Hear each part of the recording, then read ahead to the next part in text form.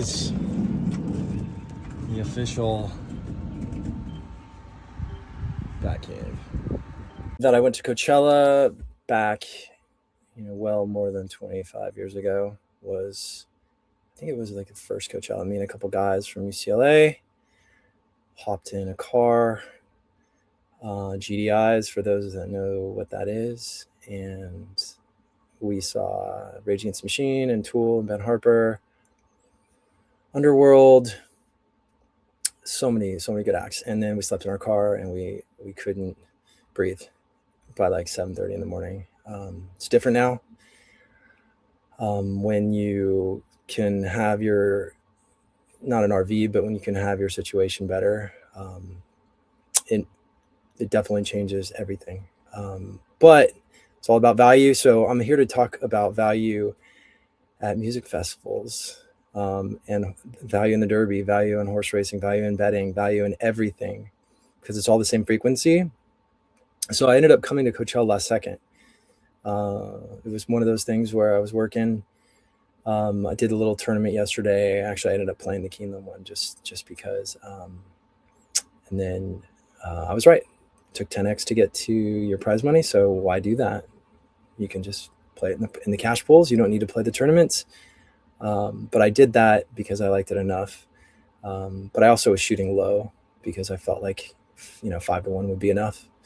But I'm really mostly want to focus this chat on when you go to into a Derby experience. I'm not talking about dressing up. I'm talking about getting your mind right for the actual bets. There's a lot of tools you can use to prepare. The Derby it's almost 2 races in one. Obviously, with 20 horses, you could say it's almost 3 races in one. But everything's connected.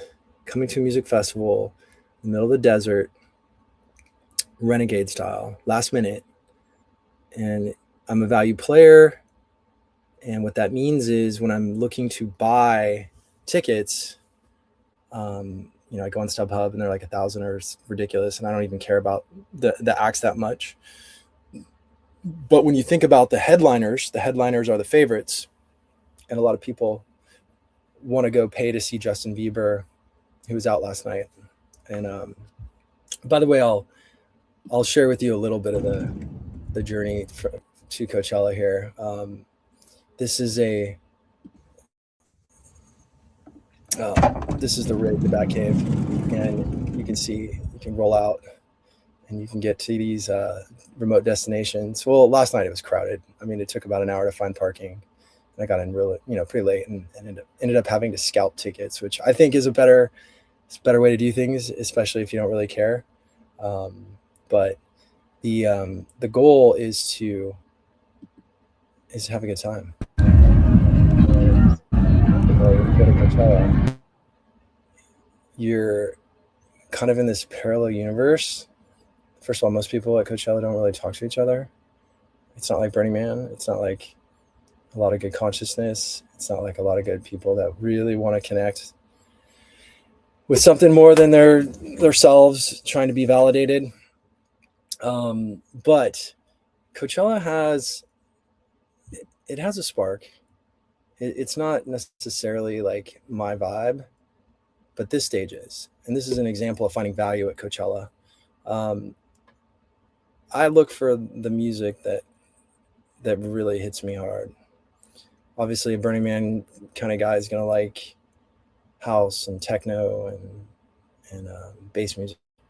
I'm not going to play the music because I don't want to get the stream cut off, but the amount of art that goes into these festivals, it's insane. And the creativity is something that you can use and translate into your betting. I think that's, I've been going to Burning Man for more than 10 years now. Started one of the biggest Burning Man camps with a bunch of people a long time ago. Big in the sense we give out vegan ice cream, and, we're in the front where people can stop and relax in a lounge. But I just want people to kind of see these alternative experiences that can help open your mind a little bit. When you're in the situation and you're not attached to judgment, you don't care about what people think of you. There's a freedom that comes into your brain. And if you're going to play horse racing, there's a lot of math, and we'll talk about some of that with the Derby today, because there's an easier way to make money on the Derby than people think, and it doesn't mean I'm going to hit it this year. But I'm saying in the long run, there's a way to do it. So I want to invite people to think about using different parts of their brain when they're betting. So I'm going to bring up some more clips here as we talk. There's no money in the obvious. And that's pretty obvious, right? But yet people talk about horse racing and they say the most straightforward, factual stuff that doesn't lead to the goal. And the goal is to make profit and to see what people don't see and to go against the grain and be contrarian and be consistently contrarian. And you don't do it just to do it. And there's obviously some people that can just say, oh, they want the glory for hitting the long shot, or they want the world to know that they can see something that other people can't. But in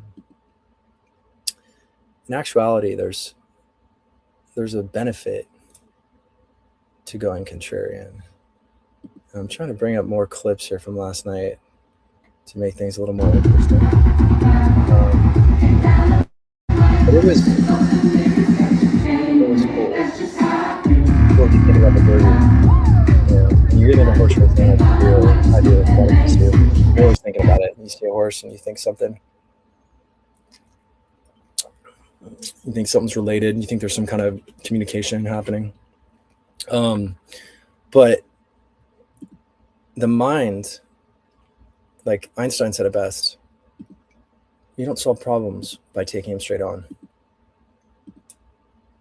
Einstein and Stephen Hawking, a lot of their greatest inventions came to them in dreams.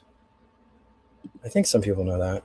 Most people probably do. I'm not trying to be too basic, but you have to think outside the box. You have to think extremely outside the box about everything. Like, how are you going to try to do the impossible in a 20-horse field? Like I said, it's 2 or 3 races in one. Horses are going to get cut off. The weather's going to be a problem. Thankfully, the odds won't drop so much, which is kind of nice. But tackling things from a totally different place. I don't know if you guys have ever done that in your life. If you've had an issue going on emotionally, or with work or money or family, sometimes if you literally don't think about it and you go and do something completely different, get lost in nature, go run a marathon, just go on long walks, get with your animals, it's all the same. Separation, it's like a paradox. You want to be present to your problem, but you want to be present to the presence of the moment of your life. And you go back and forth, and you want to be present. You want to think, oh my God, I'm breathing right now. This feels good. Oh shit, I got to take care of that, back then, or if I don't take care of this issue, then my life's not going to be good. So the paradox of thinking when it comes to gambling is way deeper than just looking at a trainer, looking at an energy distribution, a pace line, trouble in a race, post position draw, the weather, the class, the connections, the purpose. There's like your body. If you're like me and you've seen like probably 100,000 races in your life every weekend or whatever, your body actually knows the answer to a lot of these questions already of who's going to win the next race, because we are like AI in a way, right? We just don't know how to catch up to it and let our BS like get out of the traumas that prevent us from actually being great with our decision making.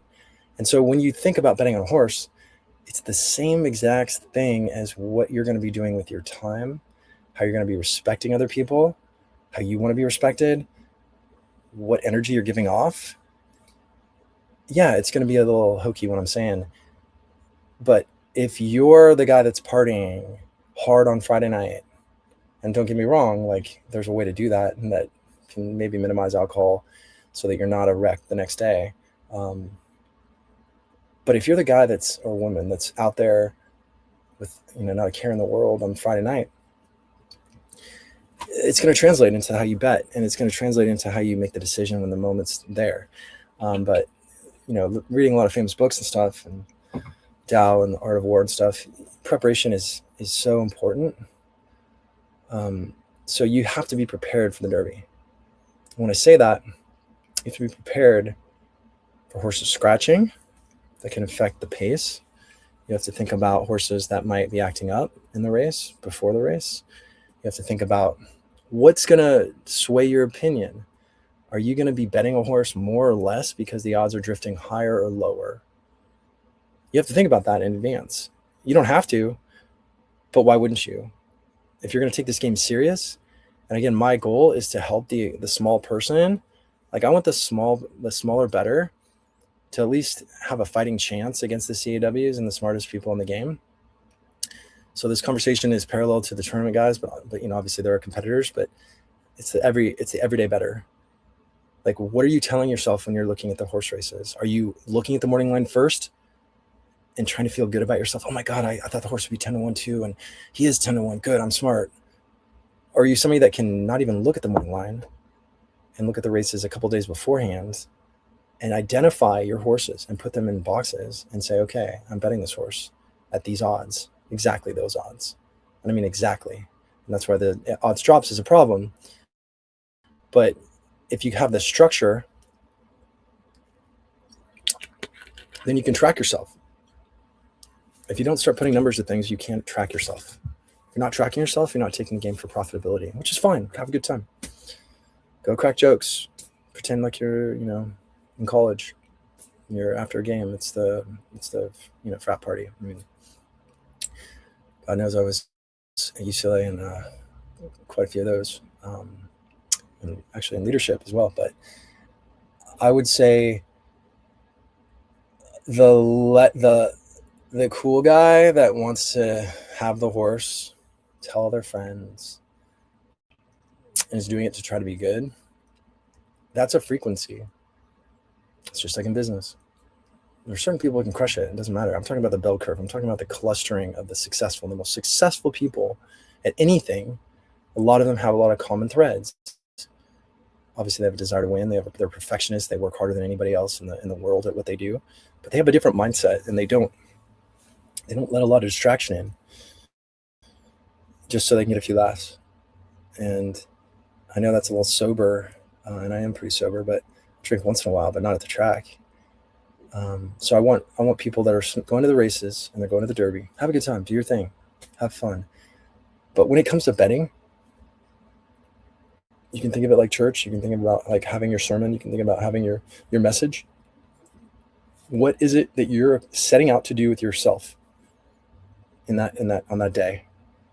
I love analogies. I love comparisons. I love frequencies. When you look at the Kentucky Derby this year, 20 horses, right? The only way you can bet the Derby, in my opinion, and when I say bet, I mean bet like, there's like levels. Let's call it tier 2, like a B bet. I like it a little bit. I would need to remove minimum 20% of the takeout. Like I would have to get rid of 20%. That's a lot of disagreement that you have to take on. So if you go into the Derby before the morning line odds and you lay it out, and you cannot downgrade horses 20-1 to 50-1, or 10-1 to 20-1, or 5-1 to 10-1. That's like being fairly honest with what you would do. Then you shouldn't be betting the Derby, for money. So that's the first thing I want to just broadcast if you can't knock horses down from 5-1 to 10-1, so 5-1 is 20%, 10-1 is 10%.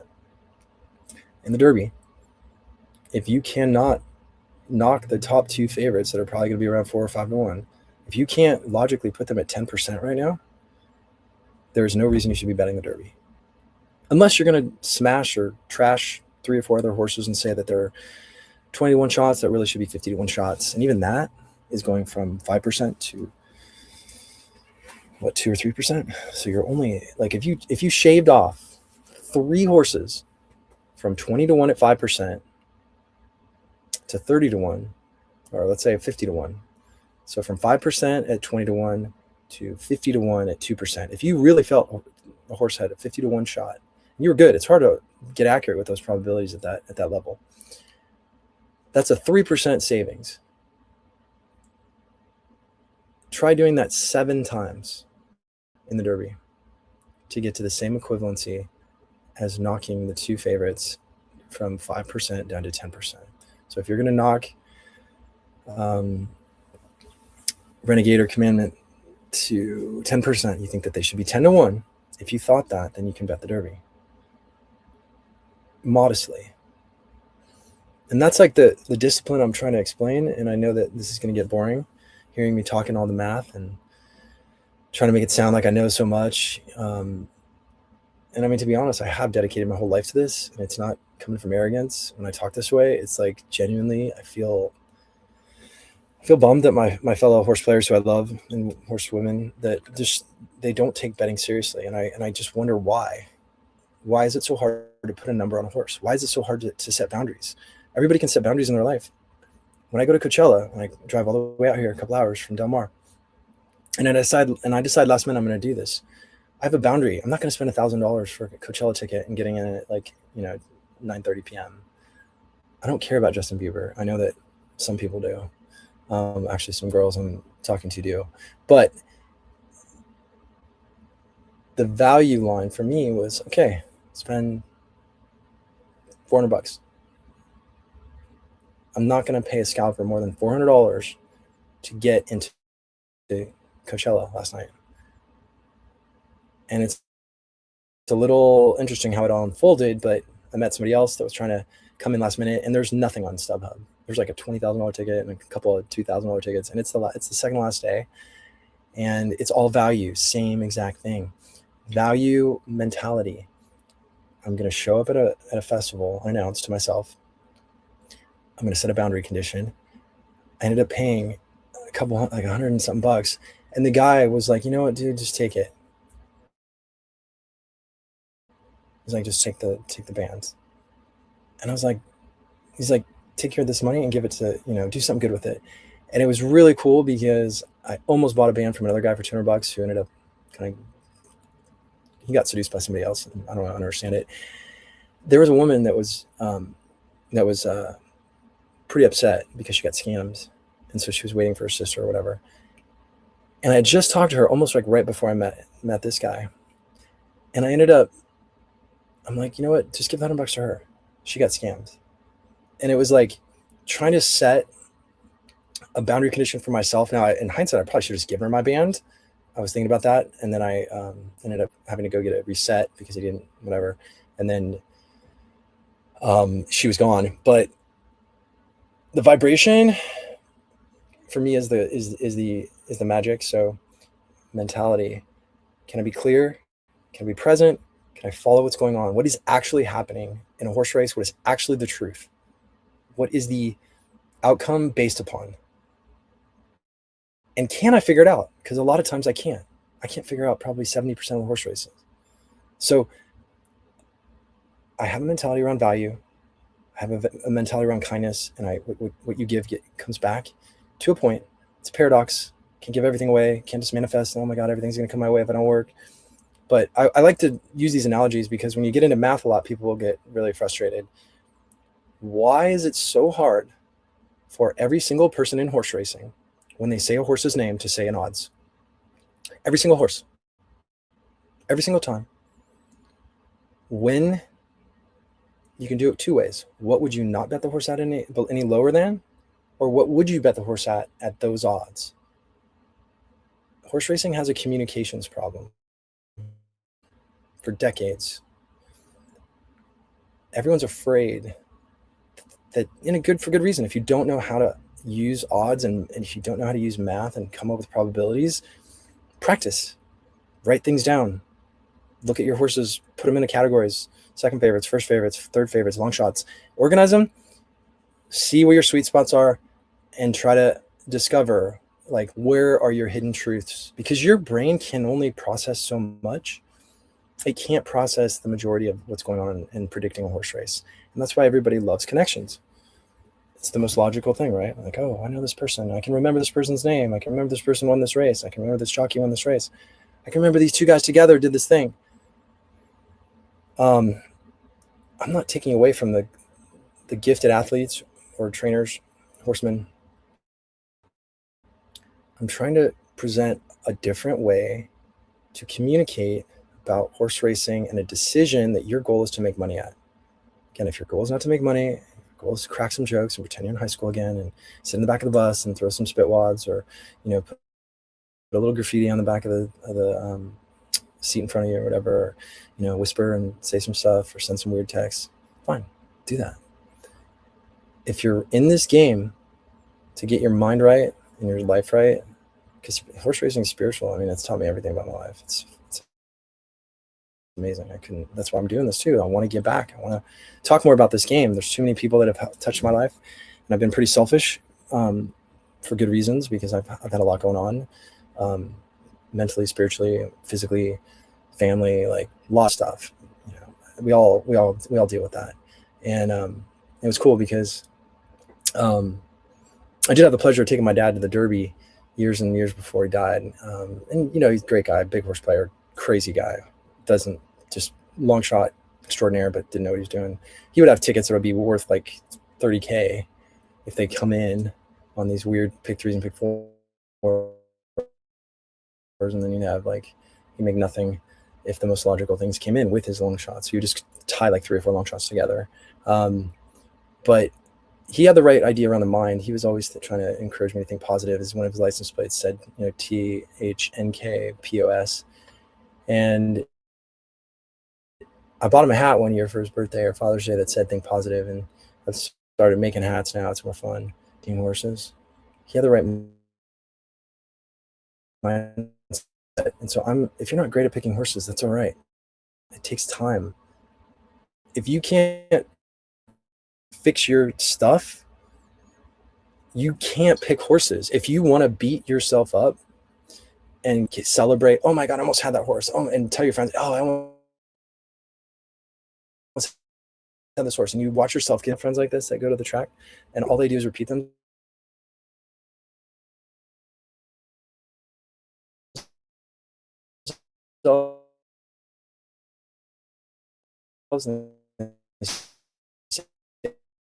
The same things over and over. Low right now, but I want to try and bring up some more video clips if I can, but my technical difficulties are part of this lovely journey.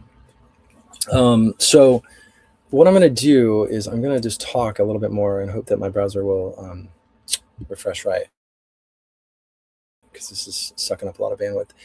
20 horses. If each horse had the same percentage of winning, again, pardon me, I'm in the desert. I'm on Starlink for the studio. If the bandwidth is slow, 20 horses. So if every horse had the same chance in the race, that would put each of them at 5. So that's a level playing field. That's if nobody has an edge. So I want people to just think about that. 20-1 is average for the Derby. It's not a good bet. It's not a bad bet. It's average. Some of my Coachella experience last night. I probably couldn't give you a name of a Justin Bieber song, but there's a lot of beautiful people that really do like this guy.